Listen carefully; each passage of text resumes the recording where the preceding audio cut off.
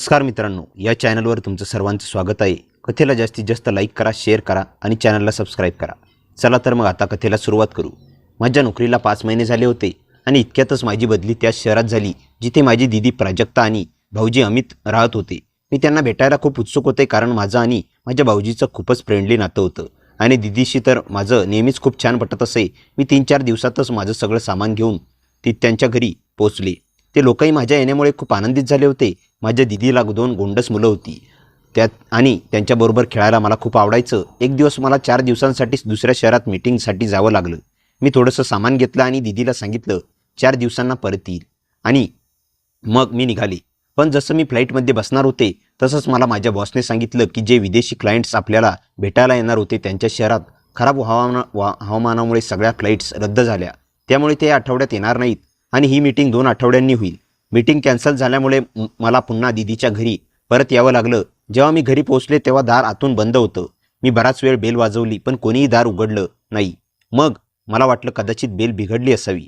त्यामुळे मी बराच वेळ दरवाजा ठोठावत राहिले पण काही उपयोग झाला नाही. आता मला थोडी चिंता वाटू लागली. दीदीला काही झालं तर नाही ना, कारण भाऊजी एकदा सकाळी ऑफिसला गेले की संध्याकाळीपर्यंतच घरी परत येतात आणि बऱ्याच वेळा कामाच्या निमित्ताने शहराबाहेरही असतात.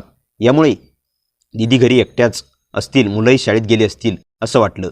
कुठे त्यांच्या तब्येतीला काही झालं नसेल ना, अशी चिंता वाटू लागली. माझ्याकडे दुसरी चावीही नव्हती.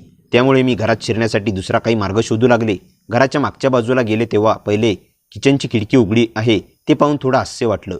मी लगेच खिडकीतून आत शिरले. रात्रीचा हलकासा गारवा आणि जवळच्या बागेतल्या केवड्याचा सुगंध खोलीत भरला होता. पण आत गेल्यावर पाहिलं की दीदी कुठेच नव्हत्या. माझ्या पावलांचा आवाजही गलिच्यात हरवून गेला. थोडं पुढे गेला तेव्हा टेबलावर एक सोनेरी दिव्यात गुलाबाचं फूल हलकेच हेलकावे खात होतं आणि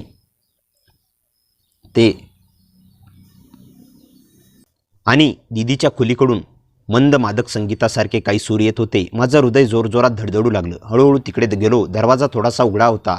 आत मेणबत्त्यांचा मृदू प्रकाश पसरला होता. जे दृश्य माझ्या डोळ्यासमोर आलं ते स्वप्नासारखं होतं. माझी दीदी एका पुरुषाच्या अंगावर बसून त्याच्या डोळ्याकडे प्रेमाने पाहत होती. तिने त्याच्या कपाळावरून हळुवारपणे हात फिरवला आणि त्याने तिच्या कमरेवर हात ठेवून जवळ घेतले. दोघेही अशा भावविभोर अवस्थेत होते की बाहेरचं काहीही त्यांना कळत नव्हतं. मी कितीही दरवाजा वाजवला तरी ते ऐकू त्यांना आलं नाही. मला वाटला हा क्षण खूप सुंदर होता पण तो केवळ त्यांच्यासाठी होता. मी मागे वळलो.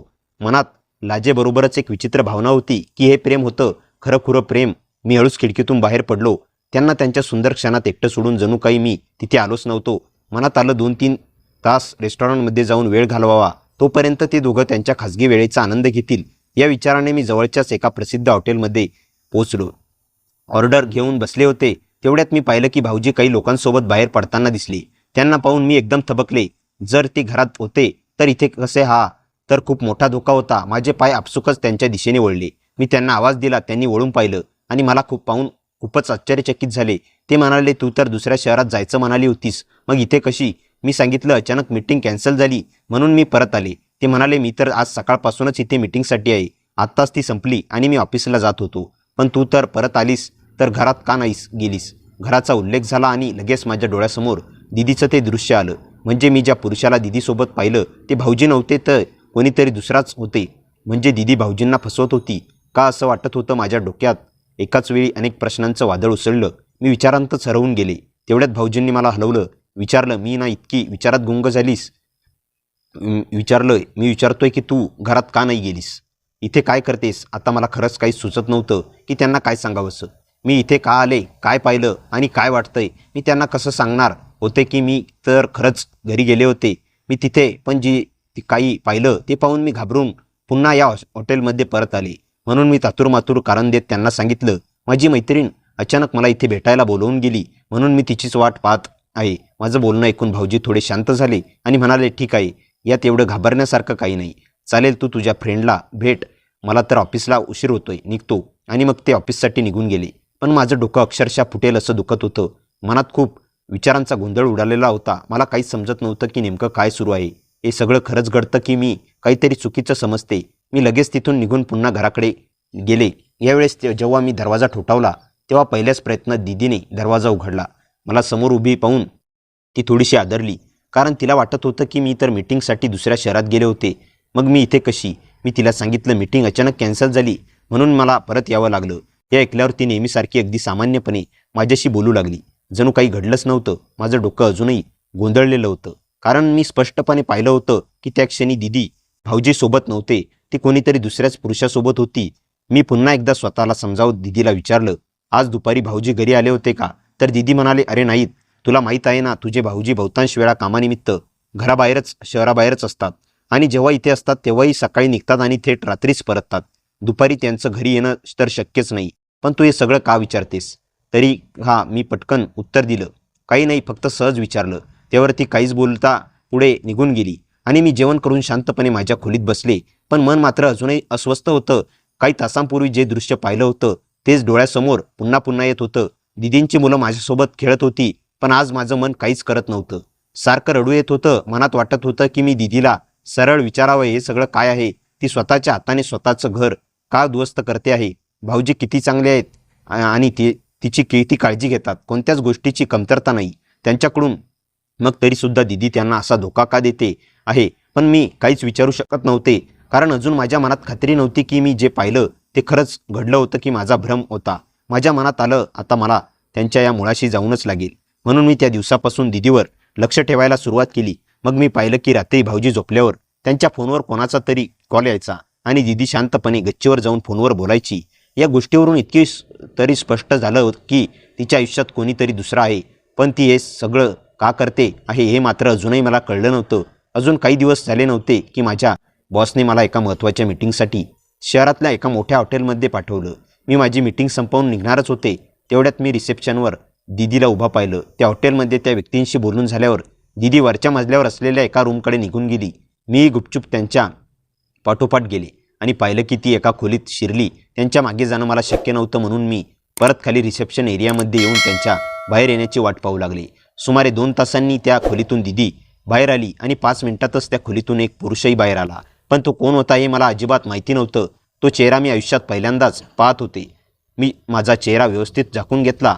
पाहिलं तर तो पुरुष तिथून निघून गेला, पण दिदी अजून हॉटेलबाहेर उभ्या होत्या. माझ्या मनात आलं, त्या अजून कोणाची वाट पाहत आहेत का? इतक्यात एक टॅक्सी त्यांच्यासमोर येऊन थांबली आणि ती त्या टॅक्सीत बसून कुठेतरी निघून गेली. मी ताबडतोब दुसरी टॅक्सी घेतली आणि ड्रायव्हरला सांगितलं, त्या टॅक्सीचा पाठलाग कर. माझा अंदाज होता की दिदी आता कदाचित घराकडे जात असेल, पण काही वेळातच लक्षात आलं की घराचा रस्ता मागेच सुटून गेला होता. मग त्या नेमक्या कुठे चालल्या होत्या? थोड्याच वेळात दिदीची टॅक्सी एका दुसऱ्या हॉटेलजवळ थांबली. मग ती टॅक्सीमधून उतरून हॉटेलमध्ये गेली. मी दबकत त्याच्या मागे गेले. ती लिफ्टने वरच्या मजल्यावर गेली आणि एका खोलीत शिरली. यावेळेस ती त्या खोलीत जवळपास 2-3 तास राहिली. पुन्हा बाहेर आली, पण यावेळी ती एकटी नव्हती. तिच्यासोबत आणखी एक पुरुष होता. तो पुरुष पाहताक्षणी माझा श्वासच थांबला, कारण तो दुसरा कोणी नसून रोहित होता. म्हणजे माझ्या मोठ्या भावाचा जवळचा मित्र. तो इथे एवढ्या लांब या शहरात काय करत होता? आणि दिदी मला असम चोरून एक हॉटेलमध्ये का भेटायला आली होती? मला काहीच समजत नव्हतं. हे सगळं नेमकं काय चाललं आहे? ते दोघेही दिदी आणि रोहित हॉटेलमधून एकत्र बाहेर आले, पण वेगवेगळ्या टॅक्सीमधून बसून कुठेतरी निघून गेले. माझं डोकंच सुन्न झालं होतं. विचारच करत नव्हतं. मनात विचार आला की काय दिदी एकाच वेळी अनेक पुरुषांसोबत संबंध ठेवते आहे का? पण मग लगेच माझ्या मनात प्रश्न उमटला, माझ्याच बहिणीबद्दल मी असं कसं विचार करू शकते? बालपणापासून आजपर्यंत मी दिदीला कधीच अशा वागणुकीत पाहिलं नव्हतं की ज्याच्यामुळे तिच्या चरित्र्यावर शंका घ्यावी लागेल. पण मग आज जे काही मी स्वतःच्या डोळ्यांनी पाहिलं ते काय होतं? ती या लोकांसोबत हॉटेलमधल्या खोल्यामध्ये जाऊन नक्की काय करत होती? तरी काय, संध्याकाळी जेव्हा मी घरी परत आले तेव्हा पाहिलं की दिदी खूप अस्वस्थ होती. मी तिला विचारलं, इतकी त्रासलेली का आहेस? ती म्हणाली, अगं घरात एकटी एकटी बसून खूप बोर होतं. तुम्ही सगळे तुमच्या कामामध्ये मग्न असता. तू तुझ्या ऑफिसला निघून जातेस, मुलं शाळेत जातात आणि मग मी दिवसभर घरात एकटीच राहते. तुमच्यापैकी कोणाकडेच वेळ नसतो की माझ्यासोबत बाहेर थोडा वेळ फिरायला जावं. एक काम कर, तू आणि तुझे भाऊजी एक दिवस ऑफिसमधून सुट्टी घेऊन चला माझ्यासोबत बाहेर फिरायला. मग ती म्हणाली, आपण सगळे मिळून कुठेतरी फिरायला जाऊया. खूप दिवस झाले मी कुठे बाहेर गेलेच नाही, मुलंसुद्धा कुठे बाहेर गेलेली नाही. म्हणून मी तेव्हा निमूटपणे फक्त मान हलवली. पण मनात मात्र मला तीच खोटं ऐकून धक्का बसला होता, कारण ह्याच दिवशी मी दिदीला अनेक तास घराबाहेर फिरताना पाहिलं होतं. तरीसुद्धा ती असं बोलत होती जसं कित्येक महिने घराबाहेरच गेली नसावी. अजून काही दिवस झाले नसतील की एकदा असंच झालं. मी ऑफिसमधून थोडं लवकर परत आले, पण दिदी दरवाजा उघडतच नव्हती. तेव्हाच मला शंका आली, मागच्या वेळेस जेव्हा तो अनोळखी माणूस घरी आला होता, कदाचित आजही तोच आलाय. हे विचार करताच माझ्या मनात राग उसळला. मी ठरवलं की आज मी गप्प बसणार नाही. दिदी भाऊजींशी खूप मोठा अन्याय करत आहे. तिला आपल्या मुलांचाही विचार नाहीये.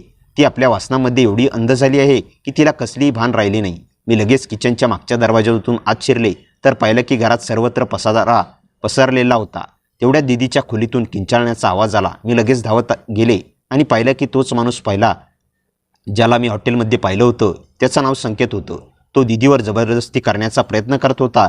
मी क्षणाचाही विचार न करता मागून एका काठीने त्याच्या डोक्यावर जोरात मारलं. तो जागीच बेशुद्ध पडला. माझं तोंड पाहून दीदी धावत माझ्या गळ्यात पडली आणि रडू लागली.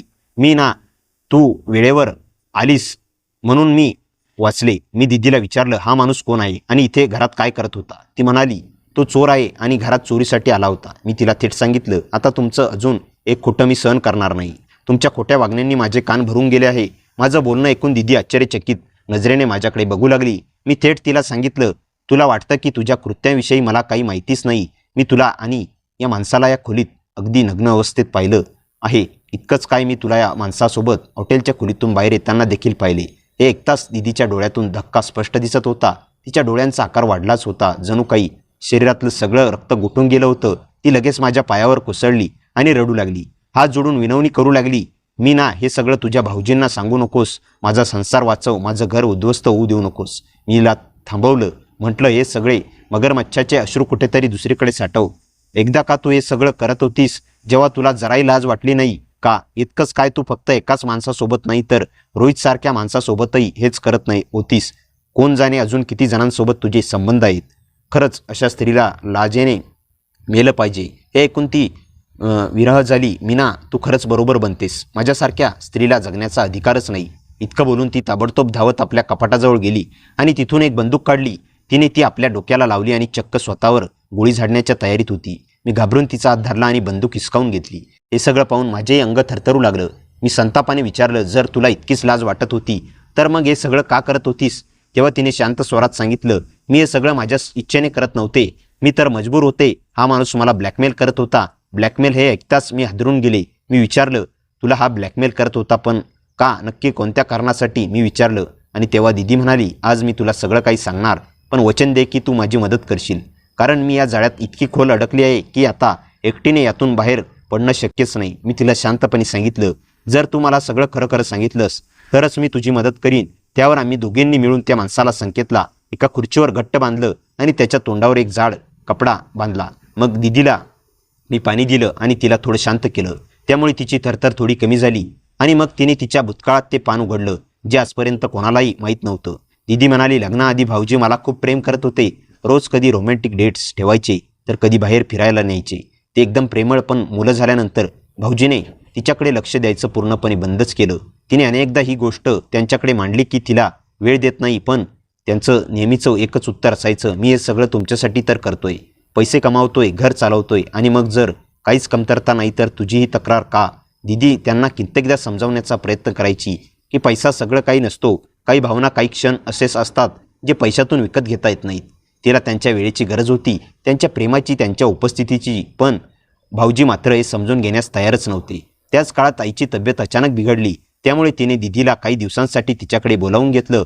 त्यावेळी मी इंजिनिअरिंगच्या कॉलेजमध्ये होते आणि वहिनीच्या वडिलांचे निधन झाल्यामुळे भाऊ आणि वहिनी दोघेही त्यांच्या माहेरी गेले होते. त्यामुळे आई एकटीच होती. दीदी घरी आली आणि घरात मुलांची जबाबदारी होती. भाऊचा मित्र रोहित बऱ्याच वेळा घरी येत असे मुलांची मदत करायला. माहिती नाही कसं, पण त्याने दीदीच्या चेहऱ्यावरची उदासी ओळखली. हळूहळू त्याने दीदीशी बोलणं वाढवलं आणि त्या संवादातून एक प्रकारचं सानिध्य निर्माण झालं. दीदीलाही त्याची साथ मिळणं चांगलं वाटायला लागलं. तो मुलावरही खूप प्रेम करत असे आणि मुलंही त्याच्याशी खूप खुश होती. एक प्रकारची वेळ, ते प्रेम, ती आपुलकी जी दीदीला आपल्या नवऱ्याकडून हवी होती आणि जी मुलांनाही वडिलांकडून अपेक्षित होती, ती त्यांना रोहितकडून मिळायला लागली होती. रोहित त्या काळात दीदीला आणि तिच्या मुलांना वेळ देत होता. त्याच दरम्यान जेव्हा दीदीला परत आपल्या घरी यावं लागलं तेव्हा रोहितने तिला लग्नाची मागणी घातली. हे ऐकून दीदी एकदम हादरली. तिने त्याच्या प्रस्तावाला स्पष्ट नकार दिला. रोहितने तिला समजावण्याचा प्रयत्न केला की किमान आपली मैत्री तरी टिकू शकते, पण दीदीने ठामपणे सांगितलं की आता तिला त्याच्याशी मैत्री ठेवायची नाही आणि मग ती कायमची परत आली. पण इथे आल्यावरही भाऊजीचं वागणं अगदी पूर्वीसारखंच होतं. त्याने अजूनही दीदीकडे लक्ष दिलं नाही. दीदीने अनेक प्रयत्न केले, पण भाऊजी तिला पुन्हा थोडं लक्ष देतील, प्रेम दाखवतील, पण त्यांचं वागणं अजिबात बदललं नाही. ते कोणत्याही गोष्टीत रस घेत नव्हते. इकडे दीदीचं मन सतत एकटेपणाने पोखरलं जात होतं. रोजच्या कंटाळवाण्या आयुष्यात ती अगदी गुदमरून गेली होती. तिला वाटू लागलं की ती हळूहळू डिप्रेशनमध्ये ओढली जात आहे.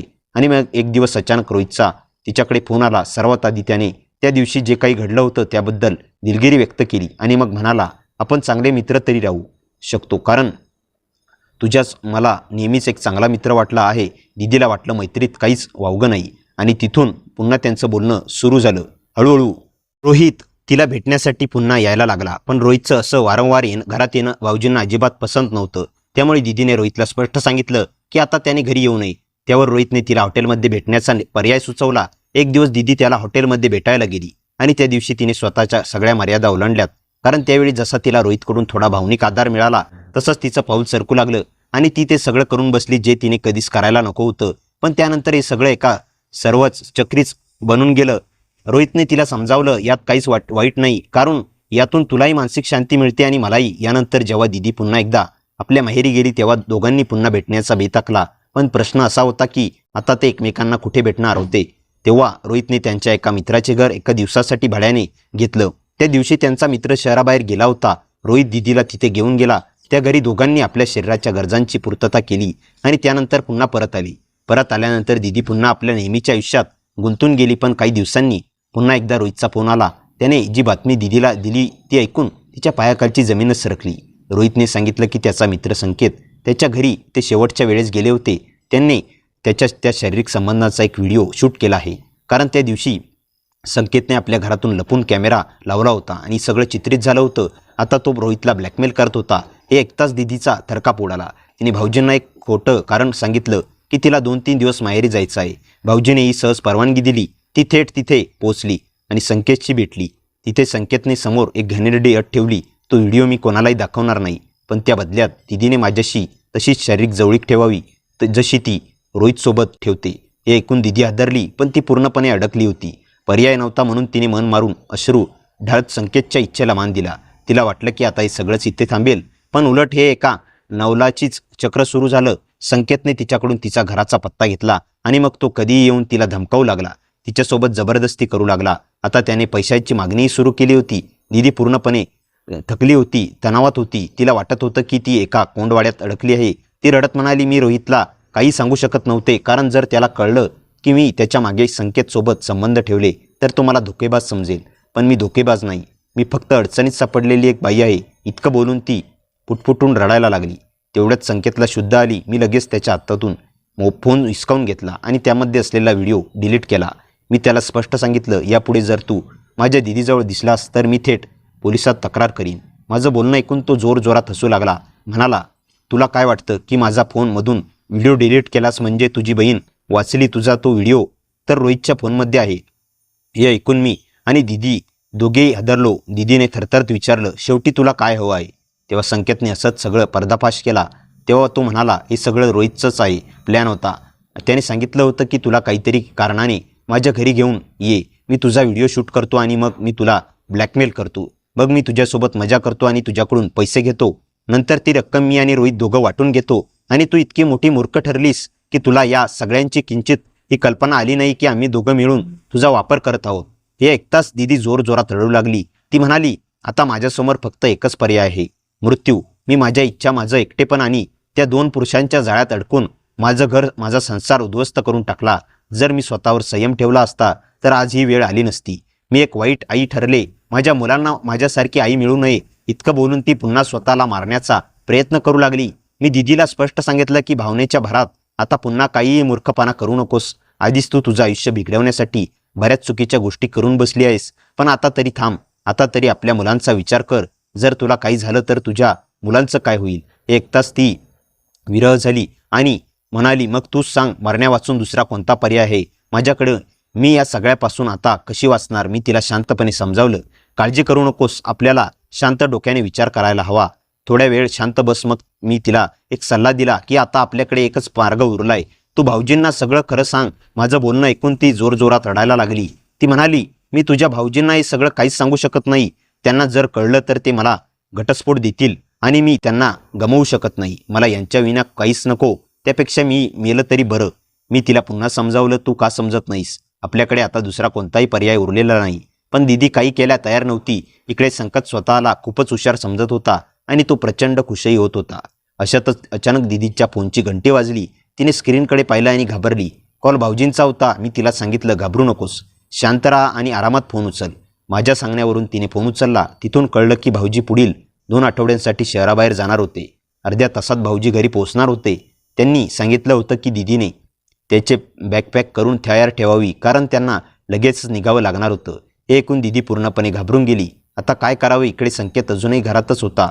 मी तिला धीर देत म्हटले, अजिबात घाबरू नकोस, मी आहे ना. मी तिला सांगितलं, तू घरातल्या सगळ्या गोष्टी व्यवस्थित लावून ठेव आणि आपण संकेतला कपाटात बंद करून ठेवू, जोपर्यंत भाऊजी निघून जात नाही. आम्ही तसंच केलं. भाऊजी एवढ्या घाईत होते की त्यांना घरातल्या कुठल्याच गोष्टीकडे लक्ष द्यायची वेळ नव्हता. त्यांनी येताच थेट बॅग उचलली आणि लगेचच बाहेर पडले. त्यांच्या जाण्यानंतर आम्ही दोघींनी थोडा श्वास घेतला. मी माझी खोली नीट बंद केली आणि संकेतलाही कपाटात बंद करून ठेवले. नंतर मी दीदीला सांगितलं, तू रोहितला लगेच फोन कर, त्याला सांग की तू घरात एकटी आहेस आणि त्यांच्यासोबत वेळ घालवायचा आहे. दीदीने माझं म्हणणं ऐकून तसंच केलं. रोहित जो अशा गोष्टींसाठी कायमचं तयार असे, लगेच तयार झाला. पुढच्या दिवशी तो आमच्या घरी आला. दीदीने त्याला चहा करून दिला. मी आधीच लपून बसले होते आणि मी पाहत होते की मी चहामध्ये आधीच एक नशेचं औषध मिसळून ठेवलं होतं. रोहितने चहा प्यायल्यावर थोड्याच वेळात त्याचं भान हरपू लागलं. त्याचवेळी मी पोलिसांना फोन केला आणि सगळं काही स्पष्टपणे सांगितलं. कसं या लोकांनी माझ्या बहिणीला ब्लॅकमेल केलं, तिचा चुकीचा व्हिडिओ बनवला. पोलीस आले आणि त्या रोहितच्या फोनमधून तो व्हिडिओ डिलीट केला. माझ्या खूप विनंतीनंतर पोलिसांनी कबूल केलं की पुढची सगळी कारवाई ते फक्त माझ्याशी संपर्क साधून करतील आणि घरात कोणालाही याची माहिती देणार नाही. कारण जर भाऊजींनाही सगळं समजलं तर दीदीचं आयुष्य उद्ध्वस्त होईल. पोलीस रोहितला घेऊन गेल्यानंतर घरात काही क्षणासाठी शांतता पसरली, पण ती शांतता फक्त वरवरची होती. दीदीच्या मनात भीतीचं वादळ अजूनही सुरू होतं. तिचे हात थरथरत होते. तिला सतत एकच प्रश्न सतावत होता, खरंच सगळं संपलं आहे का, की अजून काही बाकी आहे? मी तिला धीर देत म्हणाले, आता मागे वळून पाहायचं नाही. जे झालं ते आता फक्त सत्य, धैर्य आणि आपल्यासोबत आहे. तेवढ्याच माझ्या मोबाईलवर पोलिसांचा फोन आला. त्यांनी सांगितलं की चौकशीत रोहितने आणखी एक धक्कादायक गोष्ट कबूल केली आहे. त्याने फक्त संकेतचं नाही तर अशा अनेक मुलींना जाळ्यात अडकवण्यासाठी एक संपूर्ण टोळी तयार केली होती. प्रत्येक वेळी वेगवेगळे मित्र, वेगवेगळी ठिकाणं आणि लपवलेले कॅमेरे वापरले जात होते. हे ऐकून आमच्या पायाखालची जमीनच सरकली. दुसऱ्या दिवशी पोलिसांनी संकेतच्या घरावर छापा टाकला. तिथून अनेक मोबाईल, हार्ड डिस्क आणि गुप्त कॅमेरे जप्त झाले. त्यामध्ये अनेक निरपराध महिलांचे व्हिडिओ सापडले. त्या सगळ्यांना ब्लॅकमेल केलं जात होतं. आता हे प्रकरण खूप मोठं असल्याचं स्पष्ट झालं. काही दिवसांनी भाऊजी शहराबाहेर परत आले. त्यांच्या चेहऱ्यावर नेहमीसारखंच हसू होतं, पण दीदींच्या चेहऱ्यावरचं ओझं त्यांच्यापासून लपलं नाही. त्यांनी शांतपणे विचारलं, तू इतकी बदललीस का? हा प्रश्न ऐकताच दीदींच्या डोळ्यात अश्रू आले. ती काहीच बोलू शकली नाही. त्या रात्री ती पूर्ण रात्र जागी होती. अखेर पहाट तिने निर्णय घेतला. ती म्हणाली, खोटं जगून रोज मरायचं नाही. जे काही झालं ते मी स्वतः सांगणार. सकाळी तिने भाऊजींना बसवलं. तिचे हात थरथरत होते. प्रत्येक शब्द बोलताना तिचा आवाज तुटत होता. तिने स्वतःची चूक मान्य केली, पण त्याचबरोबर रोहित आणि संकेतने केलेल्या ब्लॅकमेलिंगचं संपूर्ण सत्यही सांगितलं. काही क्षण घरात पूर्ण शांतता पसरली. भाऊजी काहीच बोलले नाहीत. ते उठले आणि बाहेर गेले. दीदीला वाटलं आता सगळं संपलं, पण जवळपास तासाभराने ते परत आले. त्यांच्या हातात पोलीस स्टेशनची एक जुनी फाईल होती. त्यांनी ती दीदीसमोर ठेवली आणि म्हणाले, चूक मोठी झाली आहे, विश्वास तुटला आहे, पण गुन्हेगारांना शिक्षा झालीच पाहिजे. आता आपण सत्यापासून पळणार नाही. हे ऐकताच दीदीच्या डोळ्यातून अश्रूंचा पूर आला. तिला पहिल्यांदाच जाणवलं की भीतीपेक्षा सत्य जास्त शक्तिशाली असतं. मात्र त्याच क्षणी दारावर जोरात टकटक झाली. मी दार उघडलं तर बाहेर एक अनोळखी माणूस उभा होता. त्याने एक बंद पाकिट माझ्या हातात दिलं आणि म्हणाला, हे रोहितने अटक होण्याच्या आधी ठेवून दिलं होतं. सांगितलं होतं की योग्य वेळ आल्यावरच द्या. तो माणूस निघून गेला. आम्ही थरथरत्या हातांनी ते पाकिट उघडलं. आत एक पेनड्राईव्ह आणि एक चिठ्ठी होती. चिठ्ठीवर फक्त एकच ओळ लिहिलेली होती, तुम्हाला वाटतंच खेळ संपला, पण खरी सुरुवात तर आता होणार आहे. तू चिठ्ठी वाचताच आमच्या तिघावर अंगावर काटा आला. भाऊजींनी लगेच तो पेनड्राईव्ह लॅपटॉपमध्ये लावला. स्क्रीनवर एक व्हिडिओ सुरू झाला. त्यामध्ये रोहित दिसत होता.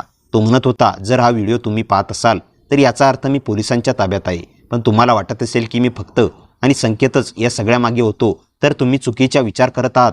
आमच्यापेक्षा मोठे लोक या रॅकेटमध्ये सामील आहेत. हे ऐकताच सगळे आदरले. पुढच्या क्षणी व्हिडिओमध्ये काही चेहरे दिसले, पण ते मुद्दाम धूसर केलेले होते. रोहित पुढे म्हणाला, मी सगळी माहिती एका सुरक्षित ठिकाणी ठेवली आहे.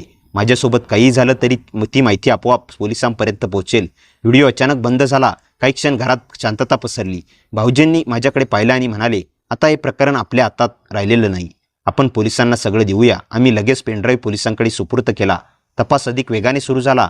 काही दिवसांनी पोलिसांनी अनेक ठिकाणी एकाच वेळी छापे टाकले. अनेक इलेक्ट्रॉनिक उपकरणं जप्त करण्यात आली. तपासात आणखी काही संशयितांची नावं समोर आली.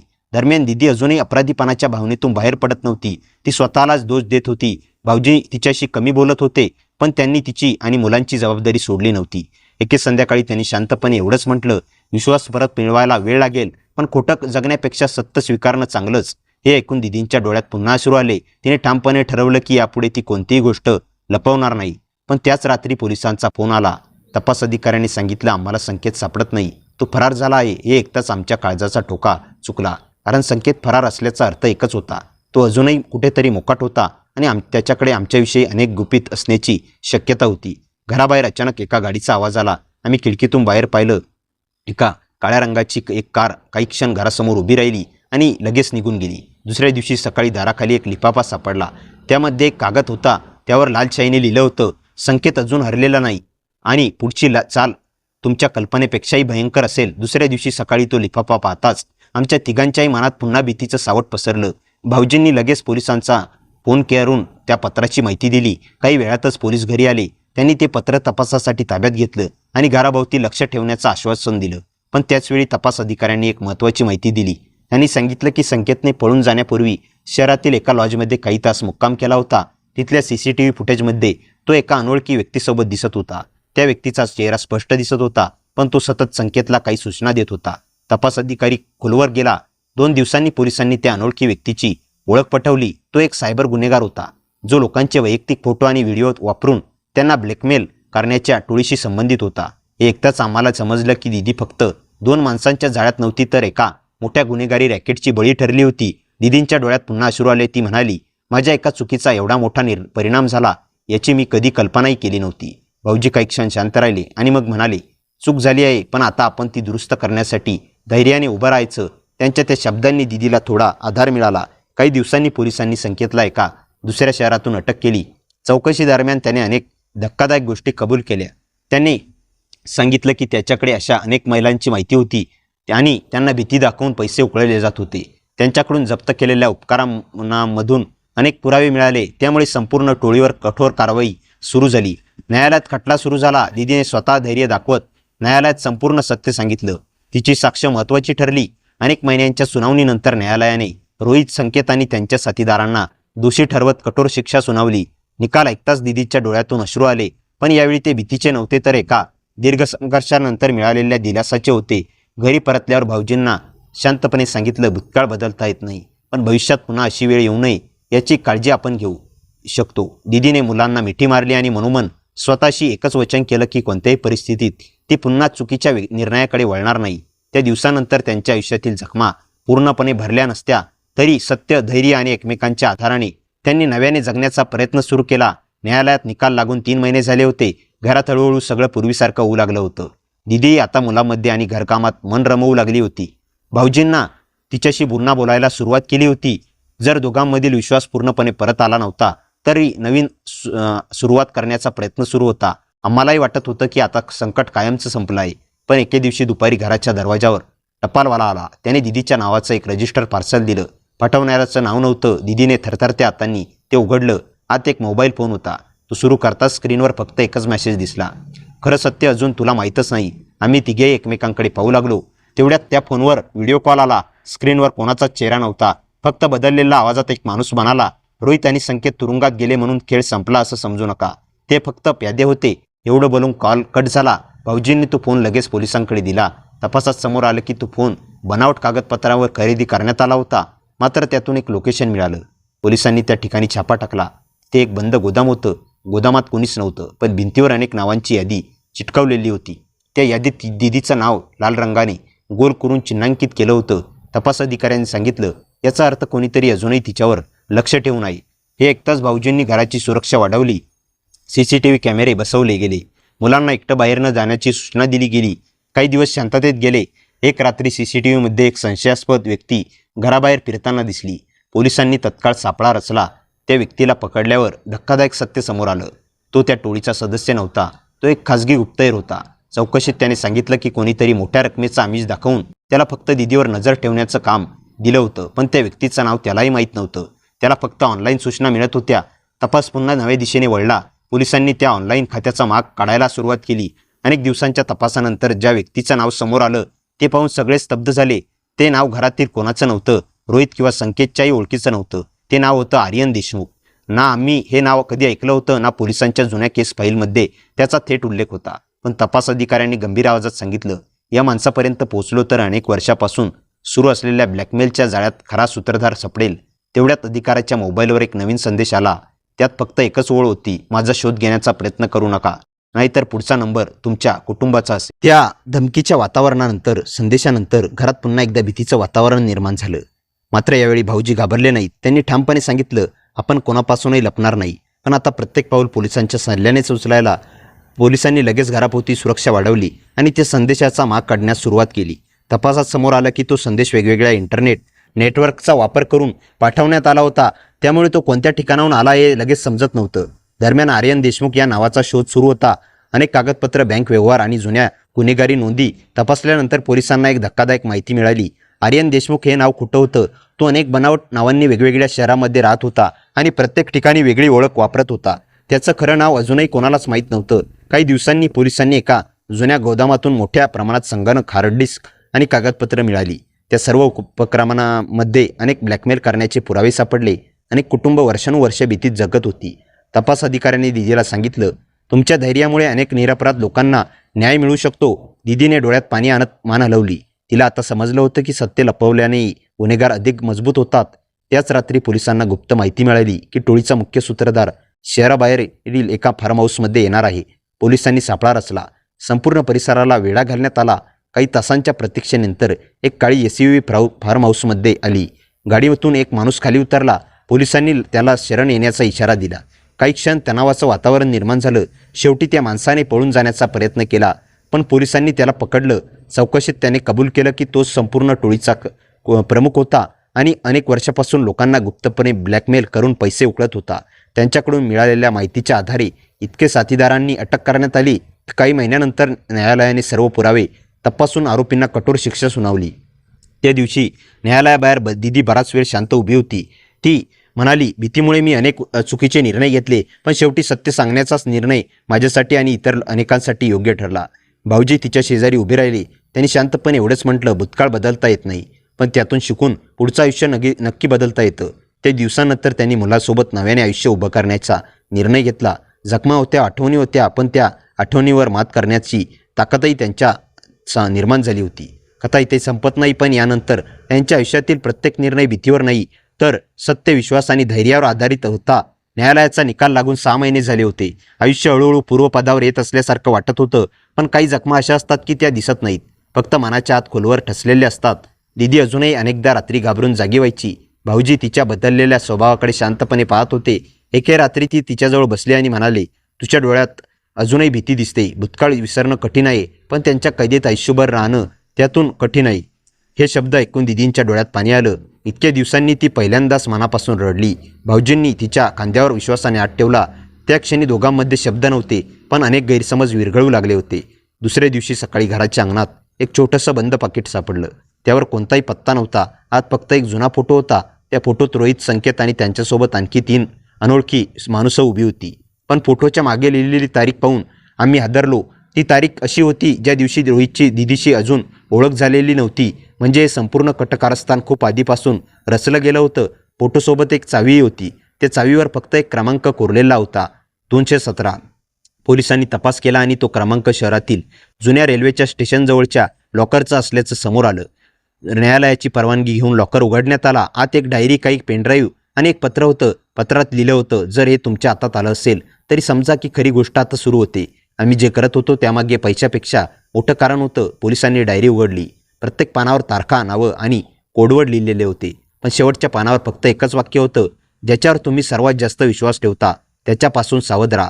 हे वाचताच खोलीत पुन्हा एकदा शांतता पसरली. प्रत्येकाच्या मनात एकच प्रश्न होता, ही सूचना नेमकी कोणासाठी होती आणि अजून कोणतं सत्य पडद्यामागे दडलं होतं. डायरीतील शेवटचं वाक्य वाचल्यानंतर काही क्षण कोणाच्याच तोंडून शब्द फुटला नाही. ज्यांच्यावर तुम्ही सर्वात जास्त विश्वास ठेवता त्यांच्यापासून सावध राहा. या एका वाक्याने सगळ्यांच्या मनात संशयाचं वादळ उठलं. पोलिसांनी डायरीतील प्रत्येक नोंदीचा बारकाईने अभ्यास सुरू केला. अनेक दिवस तपास चालला, पण अखेर एक महत्त्वाचं सत्य समोर आलं. त्या वाक्याचा अर्थ घरातील कोणत्याही व्यक्तीशी संबंधित नव्हता. तो त्या गुन्हेगारी टोळीच्या सदस्यांबद्दल होता. त्यांच्या टोळीतील एका साथीदाराने स्वतःचा बचाव करण्यासाठी त्या सगळ्यांना फसवलं होतं आणि त्यांनीच सर्व पुरावे गुपचूप पोलिसांपर्यंत पोहोचतील अशी व्यवस्था केली होती. त्यामुळे संपूर्ण रॅकेट उघडकीस आलं होतं. हे सत्य समोर येताच दीदीने दीर्घ श्वास घेतला आणि अनेक महिन्यापासून तिच्या मनात ससलेली भीती हळूहळू कमी होऊ लागली. तिने भाऊजींसमोर हात जोडले आणि अश्रूंनी भरलेल्या डोळ्यांनी म्हणाली, माझ्याकडून खूप मोठी चूक झाली. मी तुमचा विश्वास तोडला. तुम्ही मला माफ केलं नाही तर तुमचा निर्णय मी मान्य करेन. भाऊजी काही क्षण शांत राहिले. त्यांनी दीदीकडे मुलांकडे पाहिलं. मुलं काही समजत नसतानाही आई वडिलांकडे आशेने पाहत होती. भाऊजी हळूहळू पुढे आले आणि म्हणाले, विश्वास तुटला की तो जोडायला खूप वेळ लागतो, पण आपल्या मुलांना आई वडील दोघांची गरज आहे. आपण भूतकाळ विसरणार नाही, पण त्याला आपल्या भविष्यावर राज्य करू देणार नाही. हे ऐकताच दीदींच्या डोळ्यातून अश्रूंचा बांध फुटला. तिने मुलांना मिठी मारली आणि मनापासून रडली. त्या दिवसानंतर दोघांनी वैवाहिक समुपदेशनाची मदत घेतली, एकमेकांशी प्रामाणिकपणे संवाद साधायला सुरुवात केली आणि हळूहळू नात्यातील विश्वास पुन्हा उभं करू लागले. काही महिन्यांनी न्यायालयातील सर्व खटले पूर्ण झाले.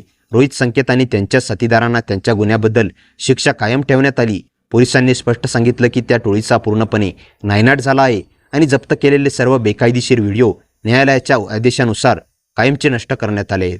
त्या दिवशी दीदीने माझा हात घेतला आणि म्हणाली, एका चुकीच्या निर्णयामुळे माणूस किती खोल अंधारात जाऊ शकतो हे मी अनुभवलं, पण त्या अंधारातून बाहेर पडण्यासाठी सत्य स्वीकारण्या इतकं मोठं धैर्य दुसरं नसतं. मी असत तिच्याकडे पाहिलं आणि म्हणाले, माणसाची ओळख त्याच्या चुकीने होत नाही, तर ती चूक मान्य करून तो पुढे कसा जगतो यावर होते. काही वर्षांनी त्यांच्या घरात पुन्हा आनंद आणि समाधान परतलं. मुलं मोठी झाली, चांगलं शिक्षण घेऊ लागली आणि आईवडिलांचा संघर्ष पाहून प्रामाणिकपणा आणि विश्वासाचं महत्त्व शिकली. दीदीने स्वतःला पूर्णपणे कुटुंबासाठी आणि समाजात महिलांना ऑनलाईन फसवणूक व ब्लॅकमेलपासून सावध करण्याच्या जनजागृतीसाठी वाहून घेतलं. तिची कहाणी अनेकांसाठी इशारा ठरली. आयुष्याने तिला कठोर धडा शिकवला होता, पण त्याच धड्याने तिला अधिक मजबूतही बनवलं. शेवटी तिला एक गोष्ट कायमची समजली, क्षणिक मोह माणसाला अंधाराकडे घेऊन नेऊ शकतो, पण सत्य, संयम आणि विश्वास यांच्यामुळेच आयुष्य पुन्हा उजळू शकतं. अशाच एका नव्या सकाळी संपूर्ण कुटुंबाने देवासमोर हात जोडले, एकमेकांकडे हसून पाहिलं आणि भूतकाळ मागे सोडून नव्या आयुष्याची सुरुवात केली. ते हसण्यात वेदना होत्या, माफी होती आणि सर्वात महत्त्वाचं म्हणजे पुन्हा जगण्याची आशाही होती. अशा प्रकारे त्यांच्या आयुष्यातील सर्वात कठीण अध्याय संपला आणि एका नव्या अधिक शहाण्या आयुष्याची सुरुवात झाली. मित्रांनो, कथा कशी वाटली कमेंटमध्ये नक्की सांगा. कथेला जास्तीत जास्त लाईक करा आणि हाईप करा आणि आपल्या मित्रमैत्रिणींमध्ये शेअर करायला विसरू नका. भेटूया पुन्हा आणि अशाच इंटरेस्टिंग आणि धमाकेदार कथेसह. तोपर्यंत हसत राहा, खुश राहा. धन्यवाद.